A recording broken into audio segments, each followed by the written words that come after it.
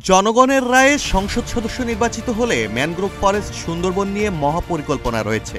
তারেক রহমানের সহযোগিতায় সুন্দরবন কেন্দ্রিক পর্যটন শিল্প নাভারণ থেকে মুন্সিগঞ্জ প্রস্তাবিত রেললাইন নির্মাণ ও বেকার যুবক ও নারীদের কর্মসংস্থানের ব্যবস্থা করা হবে, এমনটাই প্রতিশ্রুতি দিয়েছেন সাতক্ষীরা জেলা বিএনপির যুগ্ম আহ্বায়ক ও বিএনপি মনোনীত ৪ আসনের ধানের শীষের প্রার্থী ডক্টর মোহাম্মদ মনিরুজ্জামান। সড়ক পথে সুন্দরবনের সাথে যোগাযোগ আমাদের সাতক্ষীরা মহাসড়কের রাস্তার কাজ ইতিমধ্যে শুরু হয়েছে। দীর্ঘদিন ধরে বাজেট হয়েছিল, কাজ শুরু হয়েছে। কাজটা শেষ হলে আমাদের যোগাযোগ ব্যবস্থাটা আরো বেশি স্মুথ হবে এবং ট্রেন লাইনের যে বিষয়টা, এটা অলরেডি একদিকে পাশ হয়ে আছে, আপনারা জানেন। তো এটা নিয়ে নতুন কোনো পরিকল্পনা আমাদের নাই। আমাদের নির্বাচিত সরকার আসলে এটা বাস্তবায়িত হবে ইনশাআল্লাহ। আর যুব সমাজকে নিয়ে আপনি জানেন যে আমাদের দেশের মোট জনসংখ্যার 28% যুব সমাজ, যাদের বয়স কিনা 17 থেকে 39-এর মধ্যে, এবং এখানে ম্যাক্সিমাম আমাদের ভাইয়েরা, আমাদের বোনেরা কিন্তু বেকার। এবং এই বেকার ছেলেমেয়েরা তারা কাইন্ড অফ তাদের ফ্যামিলির কাছে একটা বোঝা হিসেবে যখন কোনো চাকরি পায় না, বোঝাই মনে করে অনেকে, আবার বোঝা হয়ে যায়, আবার অনেক ভুল পথে চলে যায়, নষ্ট হয়ে যায়। তো যুব সমাজের ভাই বোনদেরকে নিয়ে আমার যে পরিকল্পনাটা আছে, যে ফ্রিল্যান্সিংয়ের বিষয়টা জানেন আপনারা, আউটসোর্সিংয়ের, এটা আমাদের দেশে কোয়াইট পপুলার।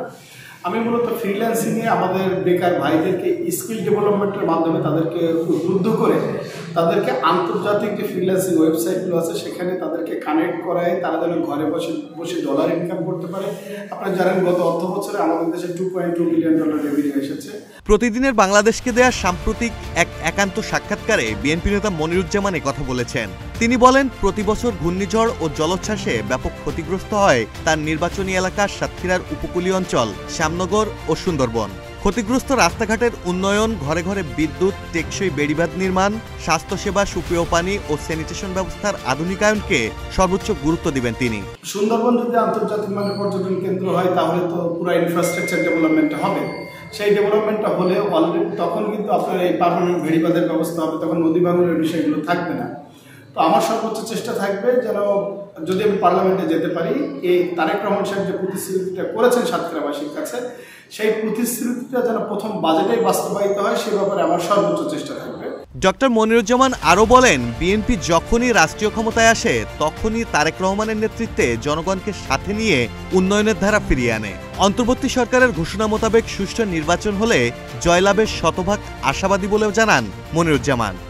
নারীর স্বাস্থ্যসেবা প্রদান করা হবে, হেলথ কার্ড দেওয়া হবে, শুধু নারী না, সকল শ্রেণী পেশার মানুষ এই হেলথ কার্ডটা গ্রহণ করতে পারবেন এবং ওই হেলথ সেন্টার থেকে তারা প্রাথমিক চিকিৎসা নিতে পারবেন। যদি আরও উন্নত চিকিৎসার প্রয়োজন হয়, ওই প্রাইমারি ট্রিটমেন্ট যারা প্রোভাইড করবে তারা রেফার করে দেবে MBBS ডাক্তারের কাছে, সেখানেও যে তারা ফ্রি ট্রিটমেন্টটা পাবে।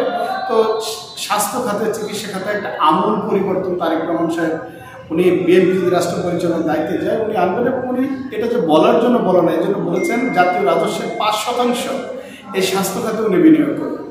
মাহমুদুল হাসান শাওন, প্রতিদিনের বাংলাদেশ।